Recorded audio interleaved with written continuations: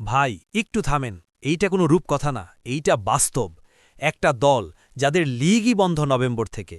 নরওয়েতে শীত পড়ছে তো মাঠেই নামে নাই ছেলেরা। কোনো ম্যাচ প্র্যাকটিস নাই, কোনো রিদম নাই, ঠান্ডায় বৈশা আছে। এই অবস্থায় ২৬ সালে প্রথম মাঠে নামলো কোথায় জানেন? চ্যাম্পিয়ন্স লিগে। আর কি করল সেখানে? ম্যানচেস্টার সিটিরে হারাইল, অ্যাথলেটিকো মাদ্রিদরে হারাইল, ইন্টার মিলানরে একবার না ২বার হারায়া তো চ্যাম্পিয়ন্স লিগ থাইকা বাইরে পাঠায় দিল। ৪টা ম্যাচ খেলছে ২৬-এ, ৪টাই চ্যাম্পিয়ন্স লিগে। আর এই ৪টা জিতা রাউন্ড অফ 16-এ ঢুকে গেছে বুডো গ্লিমটট। ইউরোপের বড় বড় ক্লাব কোচ নিয়ে আসে, কোটি কোটি খরচ করে, তারপরও এই পর্যায়ে টিকতে পারে না। আর নরওয়ের একটা ছোট্ট শহরের দল ঘুম থেকে উঠা সরাসরি দৈত্য মারতে শুরু করছে।